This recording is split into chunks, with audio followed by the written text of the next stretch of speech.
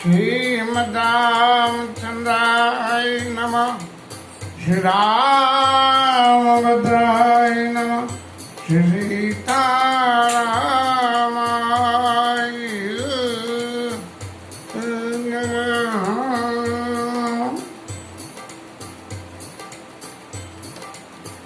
कल की कथा के विश्राम में महाराज मनु ने भगवान से वरदान मांगा। दान शिरोमणि कृपानिधि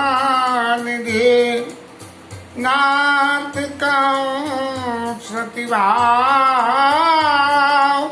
चाहो तुम्हारे समान सुत हरे प्रभु सन कवन दुराव। भगवान से मनु महाराज कह रहे हैं कि मैं आपके समान पुत्र की कामना रखता हूँ और आपसे मुझे क्या छुपाना है। आज अयोध्या में राम मंदिर की स्थापना शुरू हो रही है, खूब जोर शोर की तैयारी हो रही है और हमारी कथा में भी आज भगवान महाराज मनु को इस बात का आशीर्वाद कर रहे हैं, इस बात का वरदान दे रहे हैं कि मैं खुद तुम्हारे घर में आऊँगा।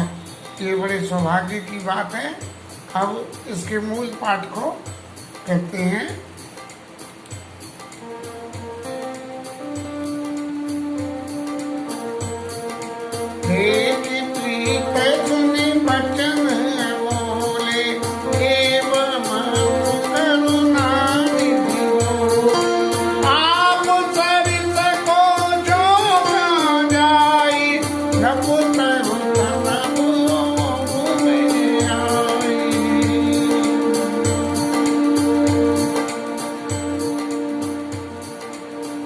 भगवान से राजा मनु ने जो वरदान मांगा वो दे की प्रीत सुने वचन अमोले।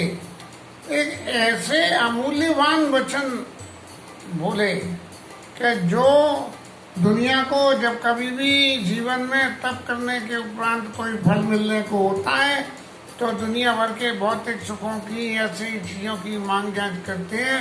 लेकिन जब महाराज मनु ने ये कहा कि दान शिरोमणि कृपानिधि नाथ कहूँ सतिभाव और चाहो तुम्हें समान सुत प्रभुसन कवन दुराऊ, तो ये भगवान को ही अपने लिए मान लिया। जब भगवान को अपने लिए मान लिया तो राजा मनु के जो वचन रहे वो इतने अमूल्यवान हो गए कि जिनका मूल्य नहीं लगाया जा सकता है। एक कथा में ऐसा आता है कि किसी भगत ने ठाकुर जी से वो कहते हैं कि तपस्या करी तो एक मैया ने मांग लिया कि क्या करूं कि मैं अपने नाती को अपनी गोदी में बिठा के और सोने चांदी के बर्तनों में भोजन कराऊं, ऐसा वरदान दे दो। अब भगवान ने तो वरदान दे दिया, उस बेचारी के घर में कुछ था नहीं तो उसने सोचा कि इस भाई ने मेरी उम्र भी मिल गई और इस भाई ने सोना चांदी भी मिल गया और इस भाई ने मुझे जो है तीसरी पीढ़ी के दर्शन भी हो गए। तो एक वरदान में तीनों वरदान आ गए। लेकिन ये राजा मनु और भी चतुर रहे। भैया जिससे सब कुछ मांग रहे हो सही मांग लो कि तू ही आ जा। अगर वो ही हमारे पास आ जाएगा तो फिर कुछ बचा कहाँ। फिर तो जब चाहे जब वो दे देगा। जब ताले की चाबी अपने हाथ में हो तो जब चाहो जब ताला खोल लो और जब चाहो तब ताला बंद कर दो। तो उनकी ऐसी अमूल्यवान वचनों को सुनकर और उनकी उस प्रीति को देख के कि कोई भौतिक सुख न मांग के इन्होंने मुझे ही मांग लिया है, तब भगवान ने क्या जवाब दिया। बोले आप सरिस को जो जाई तब तनय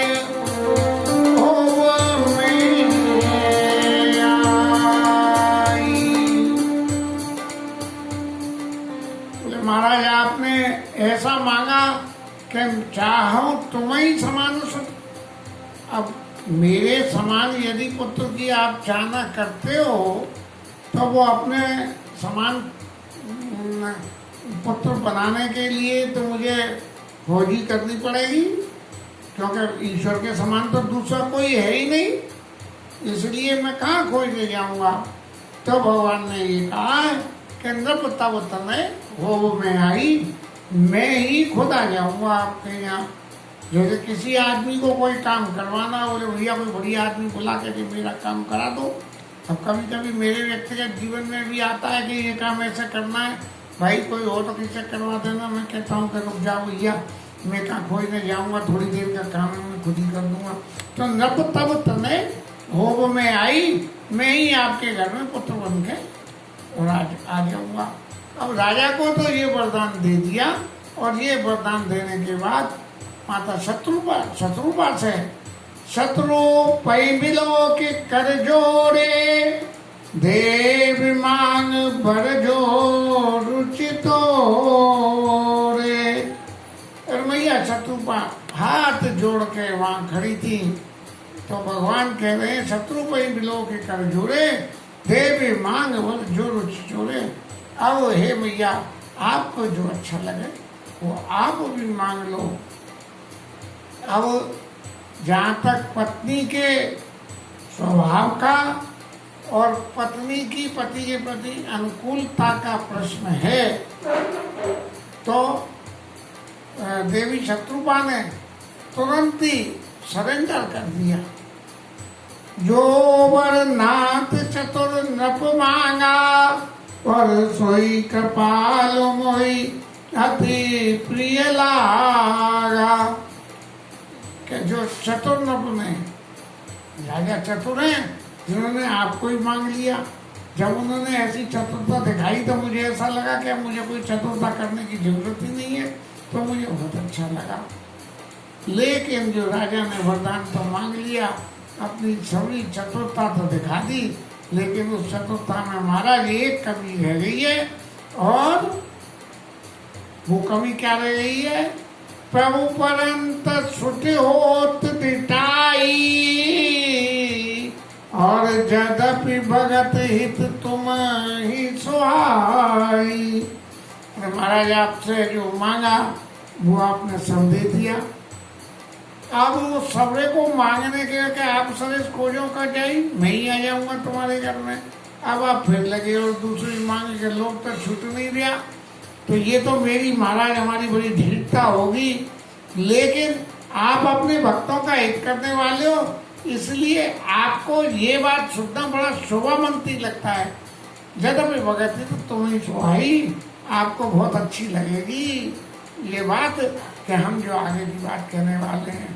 तुम ब्रह्मादि जनक जग स्वामी, और ब्रह्म सकल और अंतर्यामी।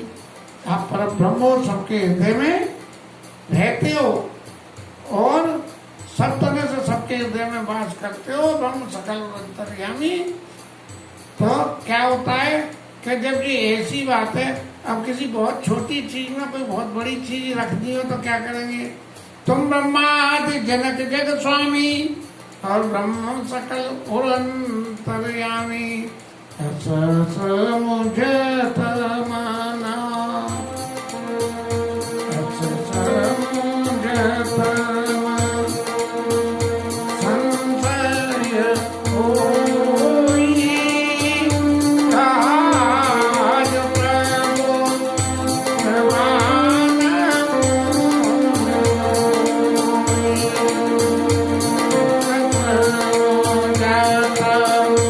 मन संशय होई।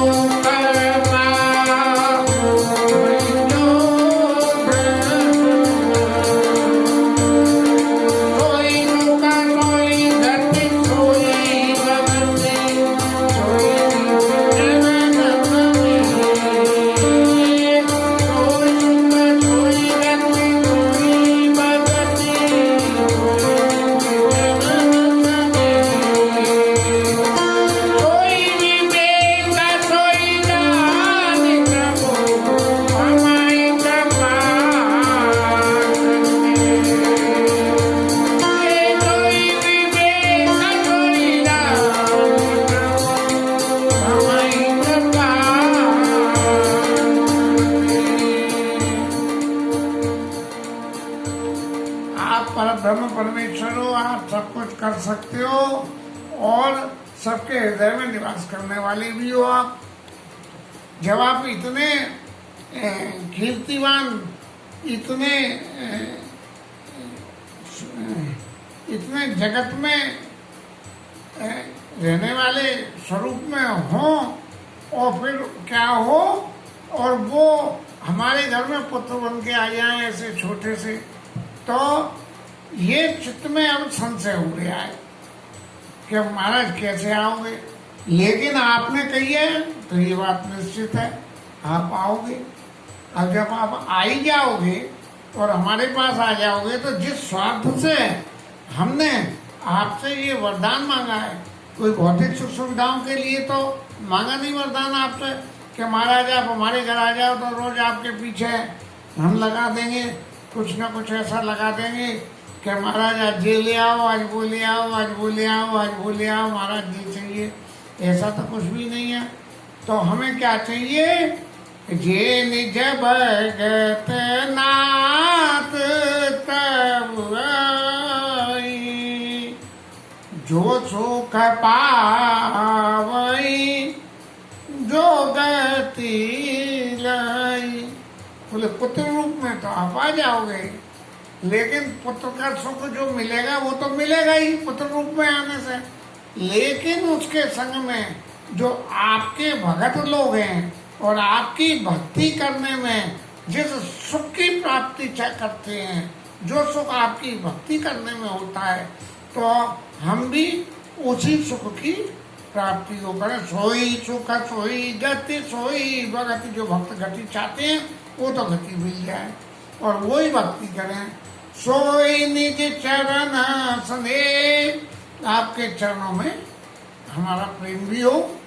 सोई विवेक सोई रानी प्रभु, और वैसा ही विवेक दे जो भक्तों के हृदय में। अब भक्तों के हृदय का विवेक क्या है कि भगत कभी भगवान को संकोच में डालता ही नहीं है। जो भगवान है आपकी इच्छा है वो करो, मेरी इच्छा जो आपकी इच्छा है वो मेरी इच्छा है, इसलिए कभी उसको संकोच में भगवान को डालता ही नहीं है भगत।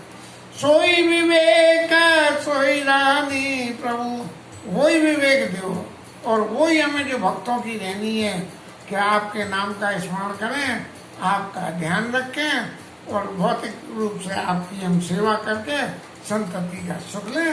हमें कृपा खरीदी और हमें कृपा करके दे दो। जब भगवान से ये वरदान मांगा गया तो जब वनवास के टाइम में जाने की आई, तब कौशल्या जी ने, जो कि शत्रुपा के स्वरूप से कौशल्या बनी थी, उन्होंने उस वक्त यही कहा, जो सो तो तुम्हें कराऊं अनुरोधू क्या कुछ बोल गए, चलो आएगा फिर आएगा। सोई सुख सोई गति सोई भगति सोई निरीक्षण सुने सोई विवेक सोई रानी प्रभु, हमें कृपा कर दी और हमें कृपा करके वही जो आपके भक्त सुख लेते हैं वो तो हम लें और आप हमारी संतति हो इस बात का भी सुख लें। मतलब हमारे दोनों हाथों में लड्डू हो जाए कि हम संसार के सुख को भी भोगे और आपके भक्तों के सुख को भी भोगे। अब इतनी सब बात होने के बाद में भगवान को सुन के बड़ा वो हुआ, तो भगवान ने क्या कही, सुनी मृद गुण रुचिर बर रचना और कपात सिंधु बोले मृदु वचना। ऐसे गंभीर वचनों को सुन के, ऐसे मीठे, क्योंकि जो सर्वे जगत का पिता है वो किसी के घर में पुत्र होके आने का सुख मिलेगा नहीं। तो वो जब भगत उससे मांग रहे हैं कि पुत्र बनने का भी सुख है, माँ का स्नेह क्या होता है, इस सुख को भगवान देखने के, भगवान तो अजन्मा है, जब जन्म ही नहीं है तो फिर मात्र सुख कहाँ से मिलेगा।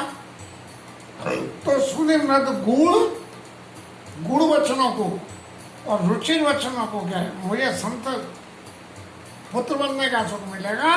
कृपा सिंधु बोले मृद वचना, और भगवान ने एक ही बात कह दी कि अब ये लोग बार बार इन्होंने ऐसी बात मांग ली मेरे से, और इतनी बात मांगने के बाद में इनकी अभी वो तृष्णा नहीं मिटी कि हम आपको पुत्र रूप में प्राप्त करने के बाद भी संसार के न रहें, हम आपके ही बने रहें। तो भगवान ने एक बात अपने तरफ से ही जोड़ दी, जो कछु रुचि तुमरे मन माई, मैं सुदीन सब संशय नाई। बोले अब इसके अलावा जो भी कुछ तुम्हारे मन में है, जैसा भी है, जो भी कुछ है, वो मैंने सब दे दी, ऐसा समझ लो। अब आपको कुछ कहने की मुझसे जरूरत नहीं है। इसमें एक पैसे पर भी संशय नहीं है कि मैंने जो आपको दिया है वो नहीं होगा। और इसके संग में मैं एक बात और आपको, जैसे कहते हैं ना कि एक के संग में एक फ्री, तो ऐसे ही भगवान ने कही कि जो कर रुचि तुमरे मन माई, मैं तो दीन सब संशय नहीं, सब कुछ दे दिया। लेकिन फिर भी एक चीज और अब मैं अपनी तरफ से, मातु विवेक अलौकिक तोरे, कबहु न मिटी अनुग्रह मोरे। और मेरी कृपा से आपका विवेक कभी भी नष्ट नहीं होगा, कभी नहीं मिटेगा। आप हमेशा, आप सिर्फ बुद्धि से ही काम नहीं करोगे, आप अपने विवेक से भी काम करोगे। और विवेक से काम करके देने का जो भगवान ने अपनी तरफ से दिया, कि यदि पुत्र स्नेह में माता वनगमन के टाइम में मेरे को रोक लेगी, तो जिस कार्य के लिए मैं इस पृथ्वी पे आ रहा हूँ वो कार्य कैसे पूरा होगा। तो इसलिए भगवान ने अपनी तरफ से ये करके दे दिया कि मातु विवेक अलौकिक तोड़े, कबहु न मिटी अनुग्रह मोरे, नहीं मिटेगा।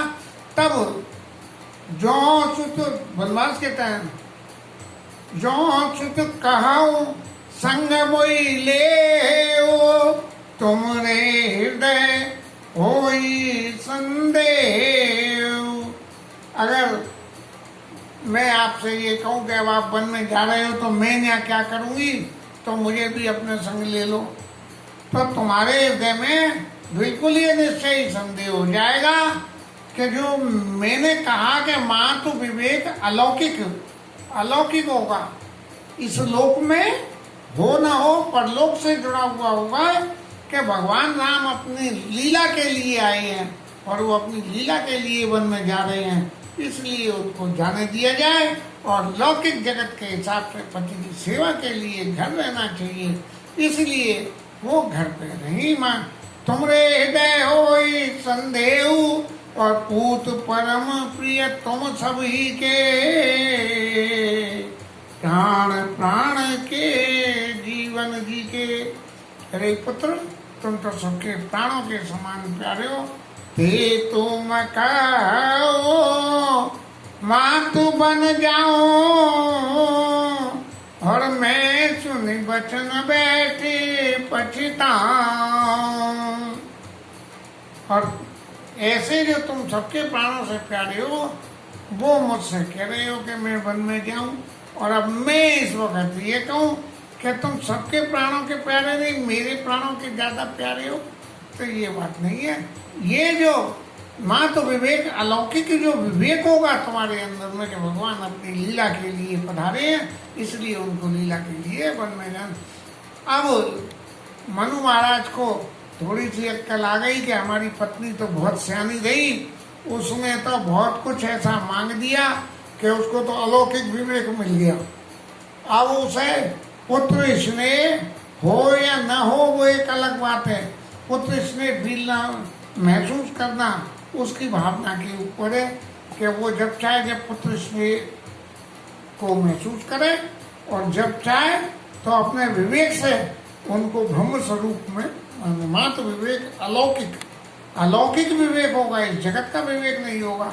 अलौकिक विवेक क्या है कि राम ही पर ब्रह्म परमेश्वर है। तब महाराज मनु ने और भगवान के चरण पकड़ लिए, और कई महाराज बड़ी खुशामद करते हुए बोले, इतने सारे इसमें सब चीजें आप देते जा रहे हो, तो सेठ एक चीज और भी दे दो। जैसे हमारे पंडा पुजारी महाराज तीर्थ में पीछे लगते हैं, और भगवान राम की अयोध्या में तो कहते हैं हमने तो दर्शन नहीं करे हैं कि पंडा पुजारी ऐसे पीछे लगते हैं कि आदमी को पिंड छुड़ाना मुश्किल हो जाता है। तो ऐसे ही राजा मनु बोले, बंद चरण मुनि कहे बहोरी, और अवर एक विनती प्रभु मोहरी। एक विनती और है, बस एक, क्या? सुत विषय तब पद रति हो, और मोही बर मूर्खाई जन को। के पुत्र का सा जो शत्रुपा को दिया, माँ तो विवेक अलौकिक तोड़े, और उन्होंने कही सोई सुख सोई गति सोई भगति सोई नीति चरण संदेश सोई विवेक, तो वो उन्हें दे दिया। अब राजा ने तो कही कि मुझे तो पुत्र चाहिए। बोले पुत्र घर आने के बाद में वो घर में ऐसा काम उधम करे कि वो कहेंगे इससे तो हमारे घर में संतति ना आती, कोई ऐसी लीला ना बने। ठाकुर जी आए और राक्षसों को मारने को पैदा होते ही सुखदेव बाबा की तरह से जो है चल दिए घर में। अब व्यास जी पीछे पीछे हा पुत्र करते डुल रहे हैं और भाग रहे हैं। ऐसे ही मैंने कही आप सोचा राजा ने कि पुत्र बन के तो आए और उठाए अपने सामान और चलते बने। बोले तुमने पुत्री आने की तो ही कही थी, जाने की कब रोक लगाई थी? तो राजा की बुद्धि उभर गई और उन्होंने एक बार क्या, सुत विषय का तब पद रति हो, आपके आपसे को मेरे को आपसे पुत्र की तरह से तो प्रीति हो, जैसी पिता को पुत्र, सुत विषय जैसे पिता को पुत्र, तब पद रति हो और आपके चरणों में प्रेम लो। महाराज पुत्र की तरह से डांटू भी और फिर उनके पैर भी छू। ये तो दो विपरीत बातें हो गई। शुद्ध विषय एक, तब पद रति हो, आपके चरणों में प्रीति भी करूं और पुत्र की तरह स्नेह भी करूं। और क्या हो कि मोई वर बूढ़ कही जनी को, जब आपके चरणों की मैं प्रीति करूं तो संसार के लोग आकर तो देख के कहेंगे अरे बड़ा पागल है, अपने बेटे की पूजा कर रहा है। हालांकि रामचरितमानस में कहीं ऐसा प्रसंग जहाँ तक मेरी याददाश्त में है कि ऐसा नहीं है जहाँ प्रत्यक्ष रूप से राजा दशरथ ने भगवान राम के चरणों की पूजा करी हो। हाँ ये जरूर है कि जब भगवान के साकेत धाम को चले गए हैं और रावण मर गया है तब उन्होंने आके जरूर उनके चरणों की पूजा करी है। लेकिन इसके प्रसंग को हम जब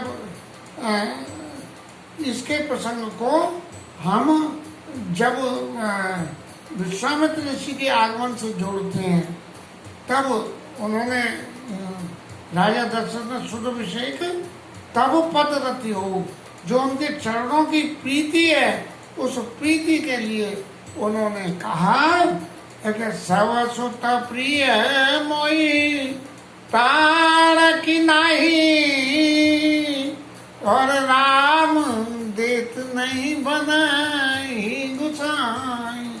मुझे सब पुत्र प्राणों के समान बने हैं लेकिन राम देते हुए नहीं बने। ये भगवान के राम के चरणों की प्रीति है, इसलिए नहीं। सुध स्नेह तो सब में ही है लेकिन उनके चरणों के संग में राम देत नहीं बने गुसाई। उनके चरणों में जो प्रीति है उसकी वजह से राम देते हुए नहीं। और इसके संग में महाराज एक बात और जोड़ दोगे, चरणों में तो प्रीति हो लेकिन चरणों में प्रीति हो तो अंतिम समय तक ही बनी रहे। मन ही मैंने पहने जमी जग बिन हीना, मम जीवन तिम तुम अधीना। जैसे मणि के बिना सब मर जाता है, जल के बिना मछली मर जाती है, ऐसे ही महाराज मेरा जीवन भी आपके चरणों में ऐसी प्रीति हो कि आपके चरणों से पीछे होते हुए भी ये प्राण भी इस शरीर को छोड़ के देना। असवर मांग चरण गई रहे हो, एवं महत्व करुणा निधि कहे। और ऐसा कहके भगवान के चरणों को पकड़ लिया और भगवान ने कह दी एवं वस्तु, जो कुछ आपने मांगा वो मैं सब दे रहा हूँ। और अब तुम ममानुशासन मानी, और बसहु जाय सुरपति राजधानी अमरपुरी में जाके देवताओं की जो है नगरी है, वहाँ जाके आप वास करो। और ता करी भोग विलास, ये जो आपने इतनी तपस्या करी है, इस इतनी तपस्या करने के हित में अमरपुरी में जाके रहने का जो सौभाग्य है किसी को नहीं मिलता है। पहले आप उस सौभाग्य का उपभोग करो। ता करी भोग विलास तात गए कछुपाल, कुछ समय बाद हुई है अवध बुहाल, तब मैं हो तुम्हारा सुत। आप जब अवध के राजा बनोगे तब मैं आपके घर पधारूंगा। और इस सबके संग में और भी कहा कि इच्छा में निर्भीक समारे, भव्य प्रकट निकेत समारे, अपनी इच्छा से मैं मनुष्य रूप धारण करूंगा। कोई कंपल्सन नहीं, आपका कोई एक पैसे भर भी ये नहीं कि आपने ही वरदान मांगा है, इसीलिए इच्छा में मेरी इच्छा है कि मैं मनुष्य शरीर को धारण करूं। इच्छा में निर्भीक समारे, होइए प्रकट निकेत तुम्हारे, तुम्हारे घर में आऊंगा। और अनशन सहित दे दरित ताता, करे चरित भगत सुखदाता। अपने अंश, तीनों भाई अंशों में, और अंश का मतलब सीता जी, इनके साथ में भी मैं आऊंगा। और आदि शक्ति जय जग उपराया, सो अवतरी मोरिय माया। मेरी आदि शक्ति जिसकी वजह से मैं कुछ भी करने के लिए समर्थवान हूँ वो भी आवेगी, लेकिन वो आपके घर नहीं आवेगी, वो कहीं और आए। पूर्व में अभिलाष तुम्हारा, और सत्य सत्यपन सत्य हमारा।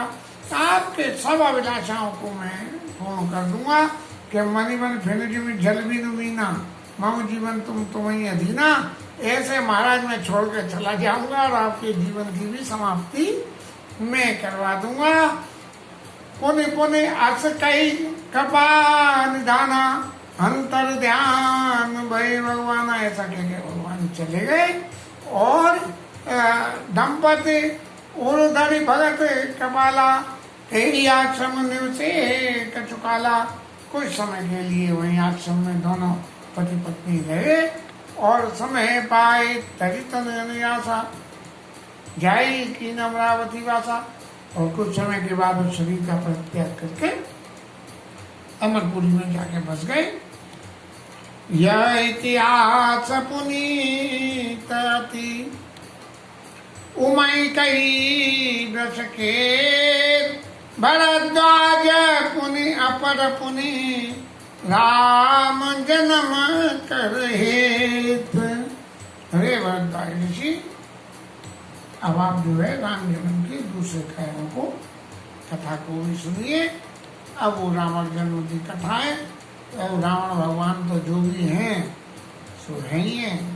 जैसा भी समय होगा उस हिसाब से उनके चरित्र को थोड़ा सा ही कहेंगे, क्योंकि जो सुख राम जन्म के चरित्र को कहने में और बधाइयों के गाने में है, वो सुख रावण जन्म की कथा कहने में नहीं है। ये तो एक निमित्त मात्र है रावण जन्म की कथा, कि रावण भगवान ने क्या क्या कर दिया, 2-4 चौपाइयों में पाठ करके फिर कल राम जन्म के चरित्र की कथा को लेने का प्रयास करेंगे। 2 मिनट हरि नाम।